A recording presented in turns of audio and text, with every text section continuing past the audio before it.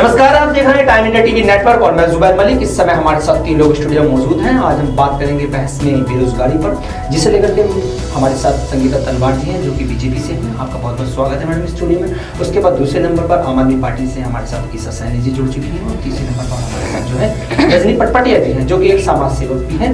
आपका बहुत बहुत स्वागत है। सबसे पहला मेरा सवाल आपसे होगा संगीता तलवार जी, जैसे कि लॉकडाउन के दौरान करीब 10 से 12 करोड़ लोग के आसपास और ज़्यादा ही इसके इतने लोगों का रोजगार जा चुका है, कई लघु उद्योग बंद हो चुके हैं। हालांकि सरकार इस पर कभी कोई डाटा आपको दिखाना नहीं चाहेगी, तो इस पर आपका क्या कहना है? लॉकडाउन के समय तो आपको पता ही है, एक ऐसी महामारी आई थी कि पूरी दुनिया में ही बेरोजगारी फैली है और पूरी दुनिया ही इस महामारी के चपेट में आई है। तो हम क्या है, और हम तो अभी एक विकसित देश भी नहीं, हम तो विकासशील देश के अंदर आते हैं। तो ये सभी के साथ हुआ है, हमारे साथ ही नहीं हुआ। फिर भी हमारे देश में इतना कंट्रोल रहा है, फिर भी हम अगर आप अमेरिका को उठाकर देखिए तो वहाँ महामारी इतनी फैली थी कि वहाँ के आंकड़े आप देखेंगे तो बहुत। संगीता जी सुनिए, हमारे देश की जो सरकार है उसने कोरोना महामारी को से बचने के लिए बहुत उपाय किए, बहुत कोशिश की, जिसके बाद आज हम बहुत अच्छी जगह पर हैं, बहुत सब लोग खुशहाल हैं। लेकिन अगर हम बात करें बेरोजगारी की, तो जनवरी से और मार्च के बीच जब जीडीपी की ग्रोथ रेट जो थी वो 3.1% थी, उसके बाद लॉकडाउन लग गया, जिसके कारण एकदम से हमारी इकोनॉमी डाउन होती चली गई, जिसकी ग्रोथ रेट गिर करके -23 में पहुंच गई थी। उसके बाद धीरे धीरे जुलाई में थोड़ा रोजगार बढ़ा, लेकिन उसके बाद अगस्त में फिर ऐसा अनुमान लगाया गया कि रोजगारी फिर घटने लगी। तो अभी जो हालात जो बने हुए हैं, युवाओं के पास रोजगार नहीं है, चाहे हम युवा कहते हैं या एक मध्यम वर्ग के लोग कहते हैं, कोई भी लोग, रोजगार को लेकर के हर आदमी के पास एक समस्या बनी हुई है। छोटे उद्योग बंद हैं, असंगठित क्षेत्र लगभग पटरी पे पहुंच चुके हैं, वो बंद होने के कगार पे हैं और जो कंपनियां चल रही है उन पे इतना कर्ज में डूबी है, वो कर्ज नहीं ले पा रही है। वो बार बार सरकार से गुहार लगा रही है कि हमारी आर्थिक रूप से मदद की जाए। अब इस पर आप क्या कहना चाहेंगे? देखिए, आर्थिक रूप से जो मदद मांग रहे हैं, सरकार पूरी कोशिश कर रही है और पूरी आर्थिक मदद दे रही है। सरकार ने बहुत सारी ऐसी योजनाएं चलाई हुई हैं जिससे लोग बहुत लाभान्वित भी हो रहे हैं। यदि हम बात करते हैं प्रवासी मजदूरों की, प्रवासी मजदूर यहाँ से लाखों अपने देश में गए, जैसे कि बिहार में गए, वो यूपी में गए या जहाँ के भी थे वहाँ वो लोग गए हैं। वहाँ जाकर के सरकार ने इस तरह की उनके लिए योजनाएं बनाई कि वो वहीं रह करके उस योजनाओं का लाभ उठा सकें। जैसे कि हम बात करते हैं मनरेगा की, मनरेगा एक ऐसी स्कीम चलाई गई जिसमें कि उन्होंने उससे बहुत लाभ उठाया। मजदूरों ने जाकर के अपने घर बनाए, उनको उसका पेमेंट मिला। गरीब कल्याण योजना चलाई गई, गरीब कल्याण योजना में उन्होंने अपने पास ही रह करके, वहीं रह करके उनको इस तरह के मतलब लाभ मिले कि जो हम रोजमर्रा की उसमें जैसे पोस्ट ऑफिस खोलना है, स्कूल खोलना है, सड़क बनाना है, इस तरह से रोजमर्रा की हमारी 25 तरह की योजनाएं थी जिसमें उन्होंने लाभान्वित लिया और कई करोड़ मजदूरों ने इसका लाभ उठाया है। और बाकी हम बात करते हैं लघु उद्योग की या फिर मध्यम जो उद्योग होते हैं उनके लिए मुद्रा योजना चलाई गई है। मुद्रा योजना के तहत उन्हें लोन दिया गया है, लोन के जरिए वो अपना एक छोटा सा लघु उद्योग कर सकते हैं। ठीक है रजनी जी, आपसे हमारा सीधा सवाल होगा, जैसा कि मैडम ने अभी कहा है कि सरकार कई तरह के रोजगार की ऑप्शन दे रही है। हालात ये थे कि गांव की अगर मैं बात करूं, ग्रामीण क्षेत्र में थोड़ा कम लोग बेरोजगार हुए थे, लेकिन शहरी क्षेत्र में तो हर 10 में से एक बंदा बेरोजगार हो चुका था कोरोना के दौरान। हालात ये थे कि सब कुछ बंद था, अस्त व्यस्त हो चुका था और उसके बाद धीरे धीरे अब सब कुछ खुलने लगा है, तो शायद पहले जैसा जल्दी से हो जाए। तो अब आप ये बताइए कि आपको कब तक लगता है कि हालात सामान्य हो पाएंगे? रजनी जी। हाँ जी, मैं ये कहना चाह रही हूँ, 1 साल तो पूरा लगेगा। आप जैसे लोग कह रहे हैं कि अभी ये महामारी खत्म नहीं हुई है। जी, बिल्कुल। और अभी कल ही मैं किसी ऑटो रिक्शा में बैठी, वो लड़का BA पास और ऑटो चला रहा। शायद 2 मिनट देख के ना मेरी आंखों में आंसू आ गए।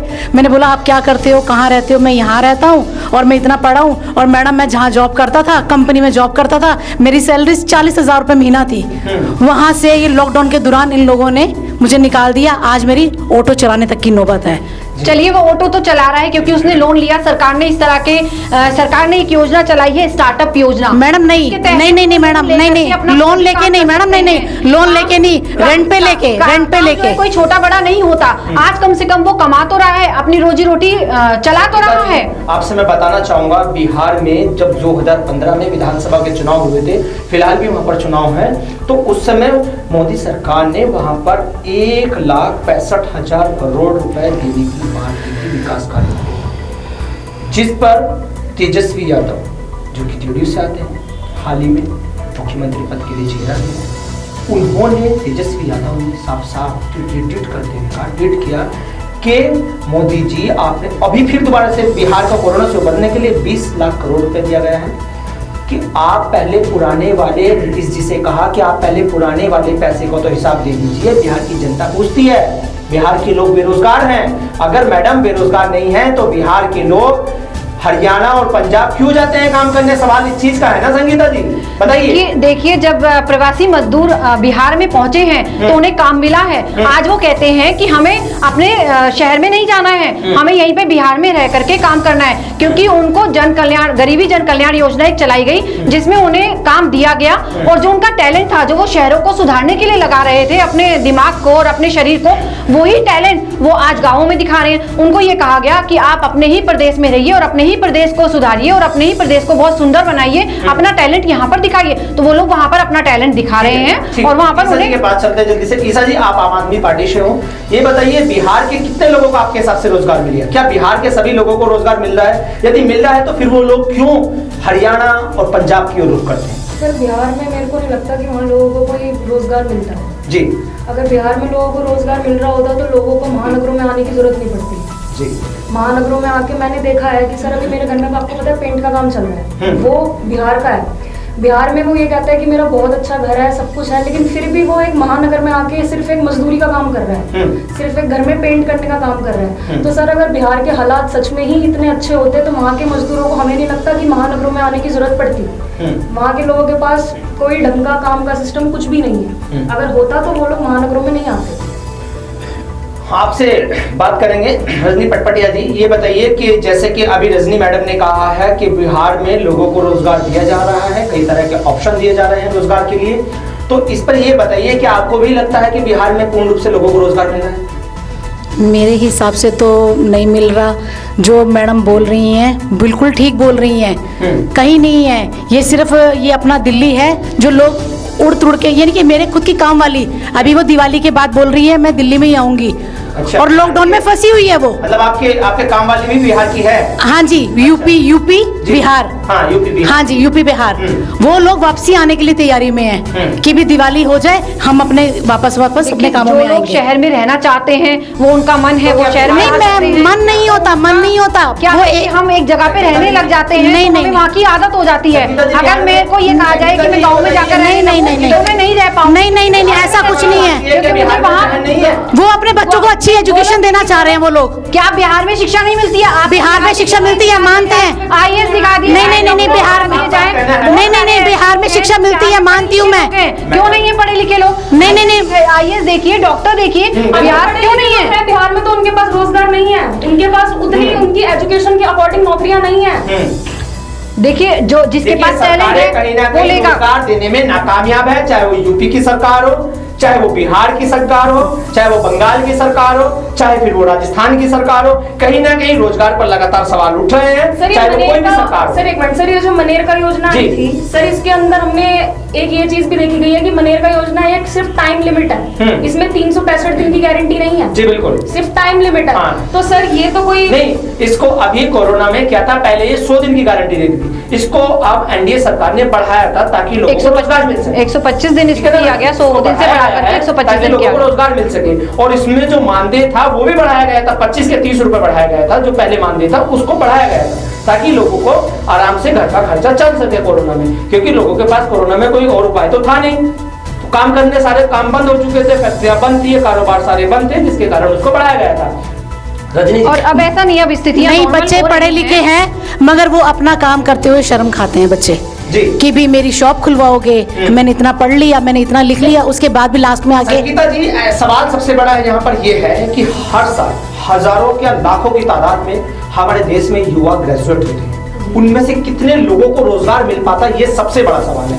क्या हमारी शिक्षा इस लायक नहीं है कि युवाओं को रोजगार के लायक बना रही है, या हमारे पास रोजगार नहीं है? कोई तो बात है मैडम, जवाब दीजिए।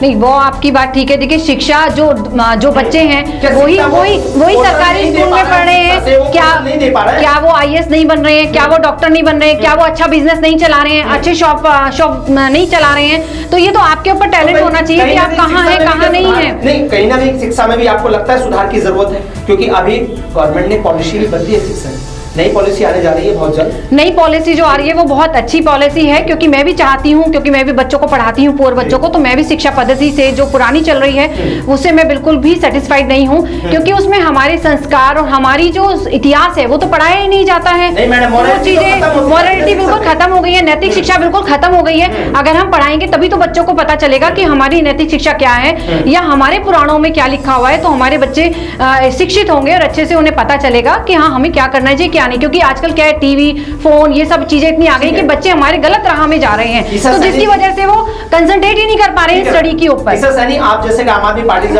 आती हो और आप युवा भी हो, आप ये बताइए, क्या शिक्षा को लेकर के कहीं ना कहीं यूथ जनरेशन में कोई अभाव है? सर जी बोलिए। मतलब जो यंग जनरेशन है, क्या वो उस लायक शिक्षा नहीं ग्रहण कर पा रहे, या उनका कौशल विकास इतना नहीं है कि उनको तुरंत ग्रेजुएट होते ही नौकरी मिल जाए, या ऐसी स्किल उनके अंदर नहीं आ पा रही है, शिक्षा के थ्रू ऐसी स्किल नहीं दी जा रही है कि उनको ग्रेजुएट होते ही नौकरी मिल जाए? क्या सरकार के पास ऐसा कोई समाधान हो सकता है?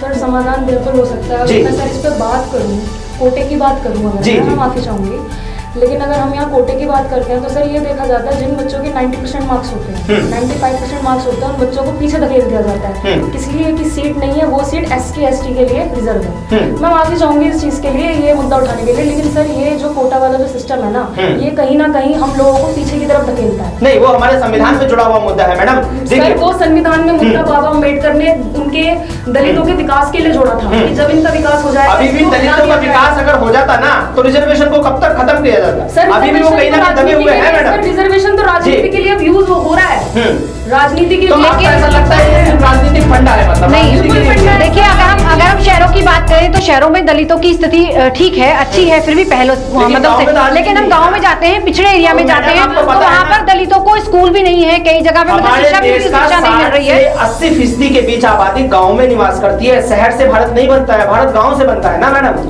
एक्चुअली हम शहरों में रहते हैं तो इसलिए हमें पता ही नहीं चलता है कि क्या है। मैं झुग्गी बस्ती के बच्चों को पढ़ाती हूँ। अगर हम शिक्षा की बात करते हैं तो हमारे सरकारी स्कूल हैं, ये कहा जाता है कि सरकारी स्कूलों की जो स्थिति है वो बहुत अच्छी कर दी गई है, एजुकेशन व्यवस्था बहुत अच्छी कर दी गई है। जब मैं उन्हें पढ़ाती हूँ, 6-7 क्लास के बच्चे हैं, उन्हें हिंदी तक पढ़नी नहीं आती है, तो हमारी क्या शिक्षा व्यवस्था हो गई है। तो इससे बहुत ज्यादा वो है कि शिक्षा व्यवस्था पे हमें काम करने की जरूरत है और हमें काम करना चाहिए। दिल्ली सरकार बार बार ये कहती है, दिल्ली सरकार ये कहती है कि हमने शिक्षा व्यवस्था में बहुत अच्छे काम किए हैं और हमारी शिक्षा व्यवस्था बहुत अच्छी हो गई है और हमारे बच्चे पता नहीं टॉप कर रहे हैं। लेकिन अगर आप जमीन पर जाकर जुड़िए ना, आप देखिए तो पता चलेगा कि बच्चों को तो कुछ आता ही नहीं है, बच्चे कुछ कर ही नहीं पा रहे हैं, उन्हें कुछ आता ही नहीं। अगर आप एक टेस्ट लेकर देखिए ना बच्चों का, तो आपको पता चलेगा। आप पहाड़ी सुनिए बच्चों के, क्या बिल्डिंग बना देने से शिक्षा अच्छी हो जाएगी? मैं आपको एक सर सबसे अच्छा एक पहले वो एग्जांपल लेती हूँ। मैं खुद सर 10th वाले स्कूल से पास आउट, ठीक है सर। सर 2016 के अंदर मेरी 12th पास आउट हुई थी, उससे पहले इनकी सरकार यहाँ आ चुकी थी। सर उस टाइम में जब मैंने स्कूल के अंदर एडमिशन लिया था तब, और मैं सर बात का दोनों को आपको डिफरेंस बताती हूँ। जब इस स्कूल के अंदर बिल्डिंग बनी, सर बिल्डिंग ही नहीं बनी, जब यहाँ पे जो पुराना स्कूल था, ये उसकी हालत हम सबको पता है, जब कोई भी टीचर क्लास में नहीं आता था। जब मैं नई गई थी, मैं एक प्राइवेट स्कूल से पास आउट होकर गई थी, तो मेरे लिए बहुत ज्यादा अजीब था वो गवर्नमेंट स्कूल का। वो जब शुरू के मेरे दिन थे कि मैंने पूछा कि यहाँ कोई टीचर ही नहीं आती, कोई पीरियड ही नहीं लगते। ये तब था जब दिल्ली सरकार में केजरीवाल सरकार नहीं थी। केजरीवाल सरकार के आने के बाद सर आप यकीन नहीं करोगे, इतना चेंज हुआ है स्कूल, तो जो बदला है। नहीं चेंज, मैं भी सरकारी स्कूल से पढ़ी हूँ, मैं अपनी बहन को बता दूं, मैं भी सरकारी स्कूल से पढ़ी हुई हूँ, बहुत छोटे शहर से, हापुड़ से पढ़ी हुई हूँ, और हमारी टीचर्स बकायदा आती थी और हमारी टीचर्स हमें पढ़ाती थी। आज मैंने BSc किया हुआ है, B.Ed किया हुआ है, LLB किया हुआ है, LLM भी कर रही हूँ उसी शिक्षा के नाते पर। तो आज ये बच्चे क्यों ऐसे हैं, क्यों बच्चों को कुछ नहीं आता? हम भी सरकारी स्कूल में पढ़े हुए हैं, 12वीं हमने सरकारी स्कूल में की है, हिंदी मीडियम में की है, तो क्यों आज ऐसी शिक्षा का इस तरह दिल्ली सरकार ये कहती है? कहीं सर मैडम देखिए, कहीं ना कहीं शिक्षा को लेकर के बार-बार सवाल उठते हैं। या तो शिक्षा के माध्यम से वो कौशल विकास या वो चीजें हम लोगों को नहीं दे पा रहे हैं जिससे कि भविष्य छात्रों का बदल जाए। ताकि सर आज बस एक रेस लगी हुई है, बस एक रेस लगी हुई है, बच्चों को पास कर दो, बच्चों को पास कर दो, आता हो या ना आता हो, टीचर से हो। नहीं नहीं, ऐसा कुछ नहीं है। आप ये संगीता जी ये गलत बात बोल रही हैं कि आज कोई भी ऐसी टीचर नहीं है जो बच्चे की सुनेगी या उसके फादर मदर की सुनेगी। ये गांव का वो कस्बा नहीं है कि भी हाँ कि गांव के सारे लोग एक दूसरे को जान रहे हैं। वो बच्चे की एजुकेशन देखते हैं, बच्चे की पढ़ाई देखते हैं, बच्चे का तमीज देखते हैं, उसके बाद। हाँ जी, ये बताइए, क्या आपको नहीं लगता कि शिक्षा में कहीं ना कहीं सुधार और बदलाव की जरूरत? नहीं, बदलाव की जरूरत है, मगर आप बोल रहे हैं कि भी जैसे बच्चा कह रहे हैं कि पढ़ने में या वो जानने में कि भी हाँ हमारा बच्चा पास कर देना। आज की टीचर ऐसी नहीं है, बिल्कुल भी। टीचर नहीं पास, ये हमारे आज से हमारे 70 साल पहले हमारे फादर बताते थे। किया जाता है, मैं कहती हूं आज से संगीता जी 70 साल पहले हमारे फादर बताते थे कि गांव के टीचर होते थे ना, तो बोलते थे जी हमारा बच्चा है, कोई बात नहीं जी पंडित जी आपका बच्चा पास हो गया। नहीं, ये 70 साल पहले ही बता रही हूँ मैडम। पास करने का मैडम नहीं, 5वीं तक नहीं पास करने का। आजकल आपने बच्चों की आजकल आपने बच्चों की बुक से देखी है कितना हार्ड वर्क है। ऐसा कुछ नहीं है मैडम, आप ये चीज गलत बोल रही हैं। मेरे सामने फर्स्ट और सेकंड बच्चा पढ़ता है, ये आपका हैप्पी होम स्कूल में। उस बच्चे की देखो क्लास, बच्चे की बहुत हार्ड वर्क है। स्कूल की बात नहीं कर रही हूँ, प्राइवेट हो चाहे मैडम, नहीं मैडम सरकारी स्कूल, एनसीडी स्कूल मेरे घर के बिल्कुल साथ में है, बिल्कुल साथ है। रजनी जी, एक सवाल का जवाब दीजिए। कहीं ना कहीं युवाओं में अभी बेरोजगार को लेकर के बड़ी चिंता है, रोजगार है नहीं, क्या आपको लगता है सरकार के पास कोई ऑप्शन होगा इसमें? मुझे नहीं लगता कि ऑप्शन होगा सरकार के पास इस टाइम पे। सरकार तो सरकार बहुत अच्छे ऑप्शन दे रही है। अभी आप देखिए कि उन्होंने काफी सारी रेलवे में भी निकाली हुई हैं और उनके एग्जाम भी हो रहे हैं, एग्जाम भी होने वाले हैं। हमने आज भी मैंने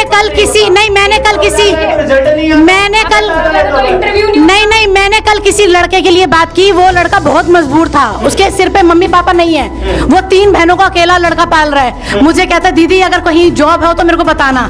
मैं हॉस्पिटल का नाम नहीं लेना चाहूंगी। मैंने उनको फोन किया, मैंने बोला अगर आपके यहाँ पे किसी वार्ड बॉय की भी जरूरत है या स्वीपर तक की है, वो लड़का करने को तैयार है। उन्होंने बोला नहीं मैडम, हमारे यहाँ पे 200 स्टाफ था, उसमें से उन्होंने 30 लोग को निकाल दिया है, अभी आगे निकालने की उम्मीद है। देखिए कहीं ना कहीं हालात बहुत गंभीर है, युवा बहुत परेशान है।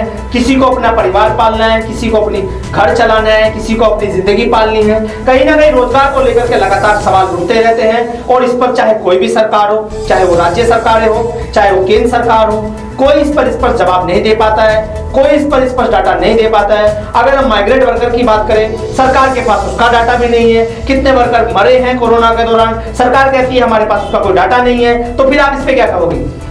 देखिए डाटा तो अब इकट्ठा हो ही रहा है और ऐसा नहीं है सरकार से आप जवाब मांगोगे तो उनके पास डाटा नहीं है, ऐसा तो हो ही नहीं सकता है कि उनके पास डाटा ना हो। डाटा तो होगा ही और इतना मैंने अभी स्टडी नहीं किया है कि कितना डाटा के ऊपर मैं बात नहीं करूंगी। ठीक है, आपके पास आना चाहेंगे ईसा जी। जैसा कि बेरोजगारी की अभी मुद्दा चल रहा है, गांव से शहर की ओर लोग रोजगार के लिए आते हैं, लेकिन अभी तक कोई रोजगार के लिए कोई व्यवस्था नहीं है। कोरोना, हालांकि अभी तो कोरोना महामारी है, अभी थोड़े हालात बने हुए हैं, लेकिन थोड़ी धीरे धीरे सभी चीजों को खोला जा रहा है। तो आपको कब तक लगता है, जल्दी से जवाब दी, कब तक लगता है कि आपको हालात सामान्य हो सकते हैं? सर हमको नहीं लगता कि इस साल कोई हालात सामान्य होंगे। ये साल तो पूरा बर्बाद हो चुका है कोरोना की वजह से।